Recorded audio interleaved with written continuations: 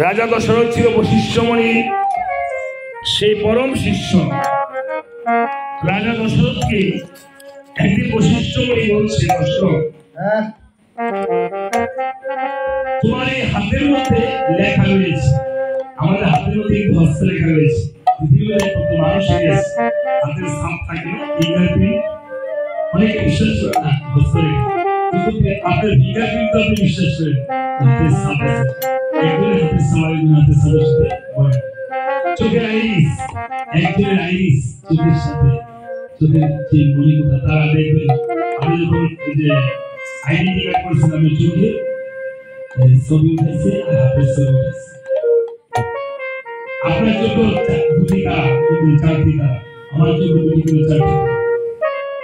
আপনার চোখে আমাকে দেখা যাচ্ছে, আমার চোখে আপনাকে দেখা যাচ্ছে, প্রাণ গোবিন্দ হরিনারায়ণ দেখা যাচ্ছে।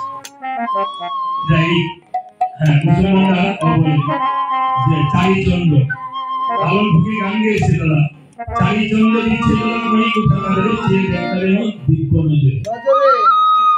এই কলবে কলবে শিরায় শিরায় আলিঙ্গন করা হয়েছে, তখন চেয়ে চেয়ে দেখবে এই রাধা মাধব এই কলবের মধ্যে বিরাজ করে। তাই বলছে এই দেহের মধ্যে 18টি মুকাম রয়েছে, রয়েছে না? আমরা গীতা পাঠ করি 18টি অধ্যায়, 18টি পুরাণ, তাদের পুরাণে হ্যাঁ সীমানা রয়েছে। তো আমরা এই দেহকে যে চিনতে না পারে, আপনি গুরু ছাড়া এই দেহকে চিনা যায় না। মুসলমান পীরের বায়াত হয়, বায়াত ধরে বাবা আমাদের জন্য গুরু ধরে কেন? এই গুরু দেখিয়ে দেয়।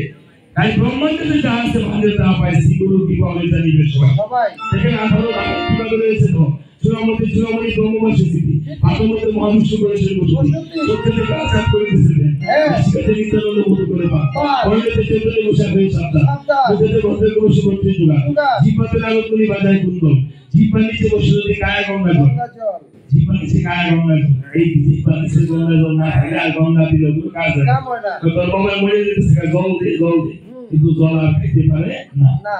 তাহলে জীবন সরস্বতী পাবেছিলাম অর্থদেশে শিকারে মহত্ব বলো না, হস্তমতে শ্রী গোবিন্দ রামদেব সপ্তদেবে জগন্নাথ করেছে বসে, নামিতে ব্রহ্ম সদা করিতেছে কিনা, লিঙ্গে মহাদেব বসে রয়েছে চন্দ্রকলা, বুদ্ধদেবে বসেছে রাঘব গোপা, আমিনি সঙ্গে গেলে বলে রসা, হাগতে শক্তি স্থিতি বলো বসতি পায়, 18 মুকামের তত্ত্ব শুনে সমুদ্র, 18 মুকামের তত্ত্ব যেই বলে যায়, ভগবানকে তুচ্ছ করে দেয় বলে বলতে না।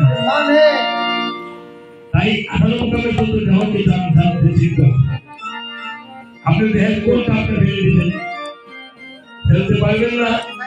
তাই আবার রাজা গোবর্ধন বলছে, ওরে হনুমান, কেন যে ভগবান রামচন্দ্র আমাকে মৃত্যু করে খাই দিয়েছে, আমার এই হাত থেকে দশরথের হাত থেকে বসে চলে গেছে, দশরথ তোমার হাত দিয়ে তুমি ব্রহ্ম হত্যা একটি নারী হত্যা হবে। দশরথ তখন বলেছিল কেমন মানে চলে গিয়েছে, যাতে এইখানে যদি আমরা থাকি তাহলে আমি রাস্তায় বসে আমার হাতি ব্রহ্ম হত্যাকারী হত্যা হবে। তাই কি করেছে, বনে গিয়ে হরিণ শিকারের জন্য চলে গিয়েছে। রাজারা হরিণ শিকার করতে জানে, গিয়ে শিবনের বনে চলে গিয়েছে। শিবনের বনটা কোথায়? বর্তমানে হিমালয়ের তিব্বত ছিল, চীনের তিব্বতে, যেখানে সাদা হরিণ পাওয়া যায়। সেই সাদা হরিণের নাভিতে কস্তুরী থাকতো, সেই কস্তুরী রাজরাজারা সেবন করত, কস্তুরী সেবন করে সরিয়ে নিচ্ছে। এমনি একটি ভগবান নিয়ে বসে আছে, এদিকে মা এই বনে বাস করে গন্ধমণি, আর তাহার পত্নী ছিল অন্ধিনী, আর তাহাদের নয়নের মনে ছিল একজন পুত্র, তাহার নাম ছিল সিন্ধু। সিন্ধুমণি তারা ঠাকুর হয়তো পরিবেশনে দিয়েছে। সিন্ধুমণি আমার মতো গঙ্গা ছিল না, বালক ছিল, বালক ছিল, কিন্তু বালক হলে কি হবে? সিন্ধুমণি তাহার মাতা পিতা কিভাবে ভরণ পোষণ করিতে হয় তাহার শিক্ষা রয়েছে। সিন্ধু বলছে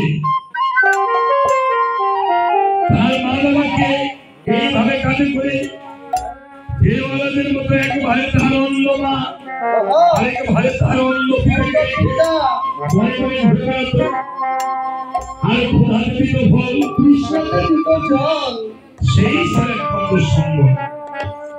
একদিন অন্যদিন বলছে বাবারে সিন্ধুমণি এই হতভাগী মায়ের পেটে জন্ম নিয়ে তুই শুধু কষ্টই হলো।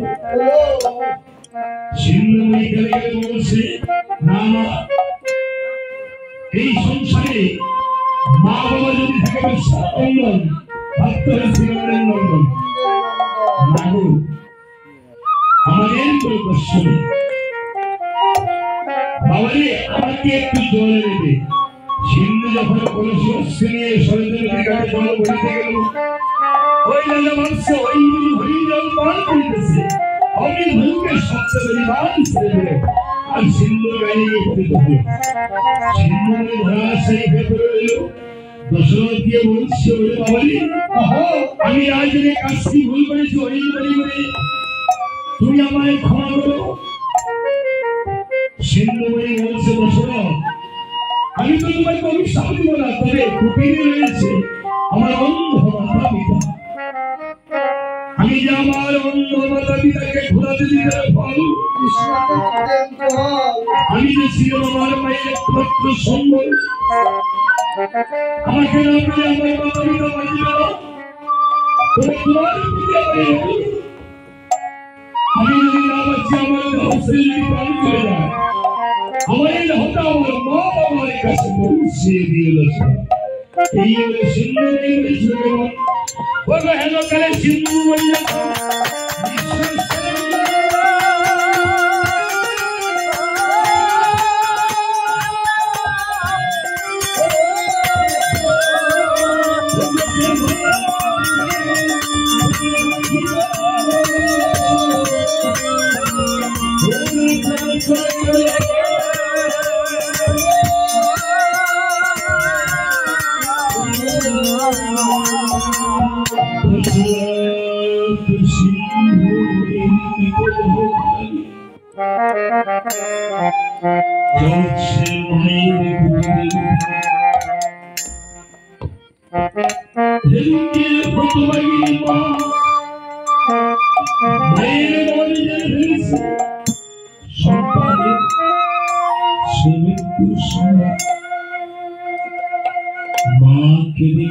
স্বামীকে বলছে, মায়ের মতো মা যদি আমার মন বলছে আমার পুত্র বেঁচে, কেন কেন তুমি আমার কথা বলছো? সন্তানের উপর যদি কেউ এমন কথা বলে, তাহলে যে সন্তানের মঙ্গল। মা কেলে কেলে বলছে, তুমি যে জানো আমার পুত্র যদি বেঁচে থাকতো তাহলে আমার এমন হতো না, আমার পরিচয় শুকাইতো না। অমনি বলতে বলতে দশরথ যখন আসছে, দশরথের পদ ধরিছে, মা ভাবছে এই বুঝি আমার পুত্র আসছে। কেঁদে কেঁদে বলছে, বাবা রে, সিন্ধু এসেছিস, বাবা এগুলো আসছে,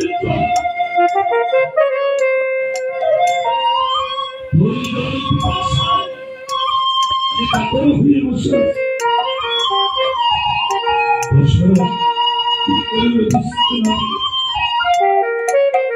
মৃত পুত্রকে মায়ের করে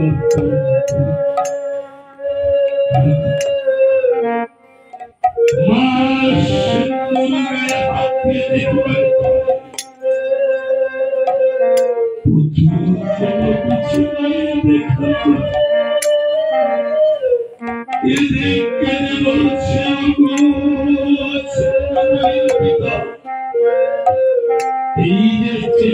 আমি যা বলেছিলাম তাই হয়েছে, আমার সিন্ধু পরিবার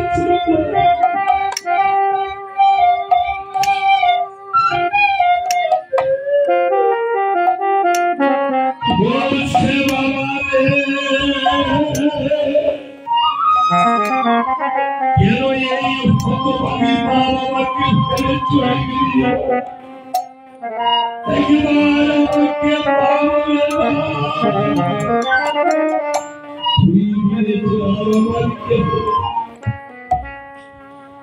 ও বাবা সিন্ধু রে,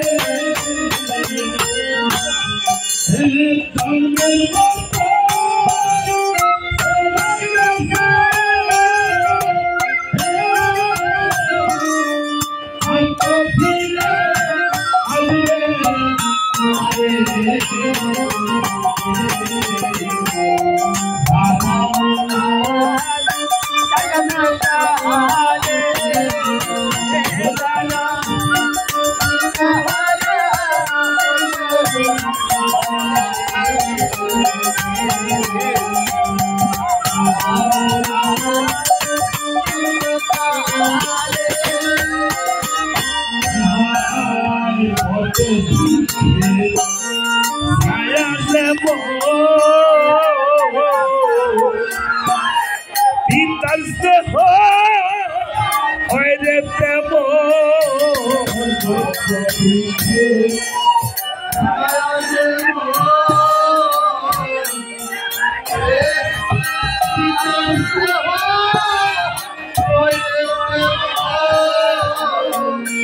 মাগো বট বৃক্ষের ছায়া যেমন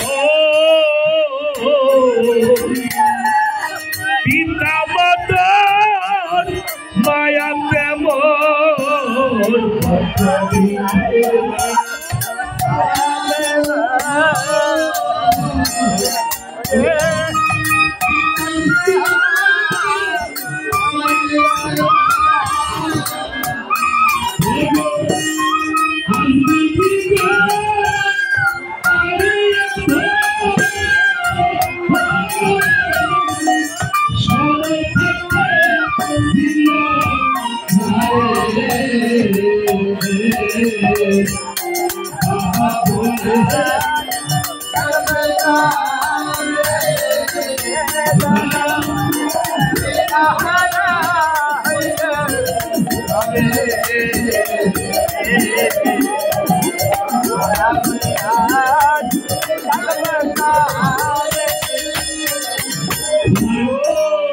পিতা মাতা মরে গেলে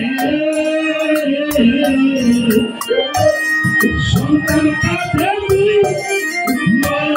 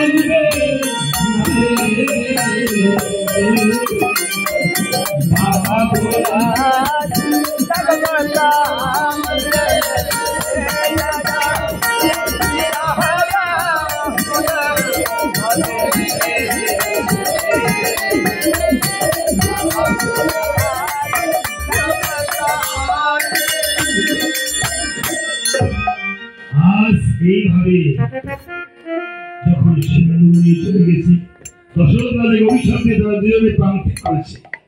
দেখেন পুত্রের জন্য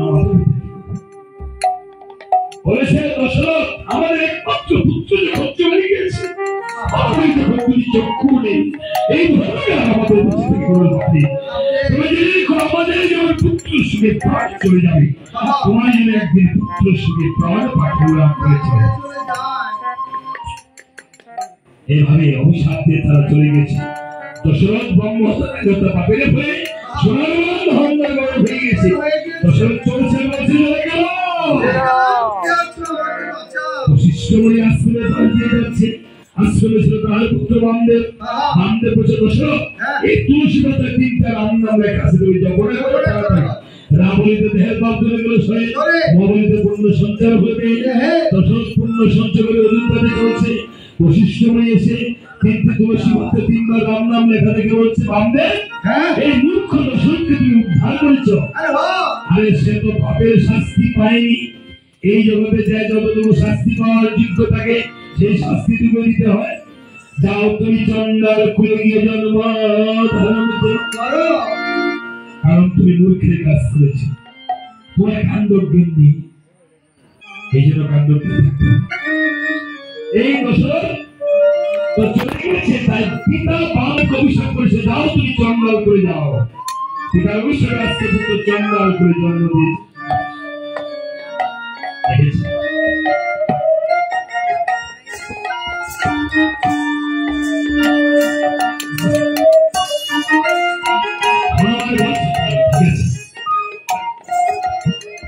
মহারাজ তুমি তো কম ছিলেন না বড়দিন হবে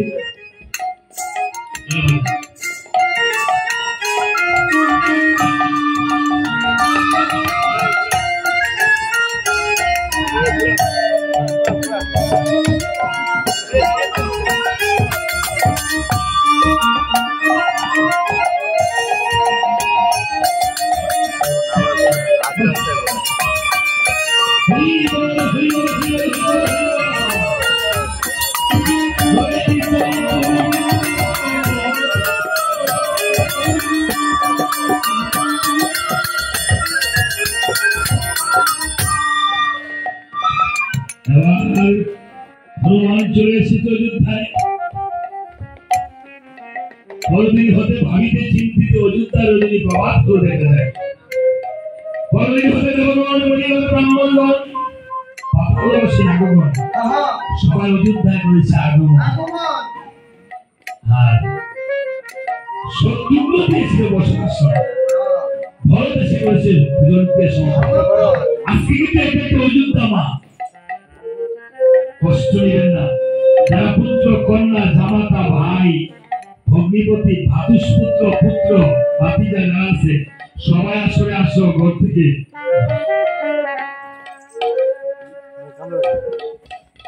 এসে ঠাকুরের কাছে এদিন আমাদের কিন্তু সকলের একটি রাত্র আমাদের জন্য কত রাত অপেক্ষা করেছিল তারা আমাদের জন্য আমার মা বাবা আমার ভাই অনেক রাত কষ্ট করেছে আমি কি পারি না তাদের জন্য একটু রাত কষ্ট আমাদের চোখের জল আজকে দেখছে এই আপনাদের চোখের জল একটি শুনিয়ে দেবো ভগবান নাম যদি চলে ভুল হয়ে গিয়ে বলি আমি হরি বল মনে রাখবেন রামাল কিন্তু শুনে জানানো হলো সুপার যে রাখবেন সেই দেহ আছে সকাল করা আমি নিচে দাঁড়াতে পারি না খুবই করতে পারি না আপনি এভাবে মণিগণ ব্রাহ্মণগণ পাগলবাসী নাগরগণ রামচন্দ্রের যজ্ঞ এসেছে শত্রুঘ্ন দিয়েছে বসে আসন ভরত এসে করেছে বুঝতে আসে এরা লক্ষ একজন বড় হস্তে নিয়েছে এরা বস্ত্র একটু দান করে গেছে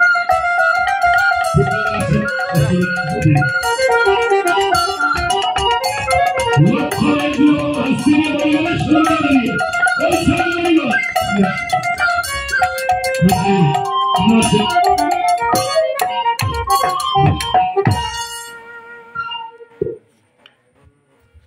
মাতা পিতা বস্ত্র দান করবে এই বস্ত্রটা লক্ষণ মণিদেরকে দান করবে যদি আপনাদের মনে কারো কোনো বাঞ্ছা থাকে দান করার অর্থ টাকা করি তাহলে দান করতে পারবেন কীর্তনিয়া বায়ন গায়ন সবাই একটু হলুদারি করেন সবাই আমার কাছে এবারে গুলি করে ছোট ভাই বোনেরা প্রণাম করি, বড় থেকে প্রণাম করি।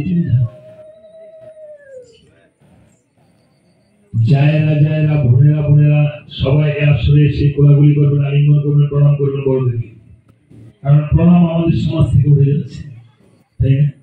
এই আসলে যদি এসে প্রণাম না করেন তাহলে আর কবে কোথায় করবেন? ওখানেই বসে বসে করতে পারবেন গোবিন্দের কাছে এই জীবনে যত পাপ তাপ করেছি। বাহিরে বৃষ্টি আসলে আমরা ঘরে যাই, ঘরের মধ্যে কিন্তু বিপদ জ্বালা পাই। আপনার সন্তান স্বামী সুখের জন্য অনেক সময় আপনার মনে কত বিরহ থাকে, সেই বিরহ বেদনাগুলো ভগবানের কাছে আজকে সবাই আমরা যেন আজকে থেকে নতুন নতুন মানব রূপে পরিচিত।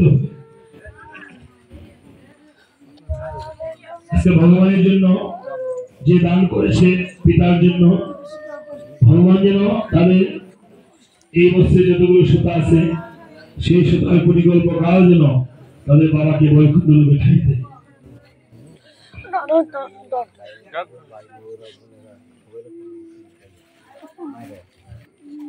তোমার কি লাগে?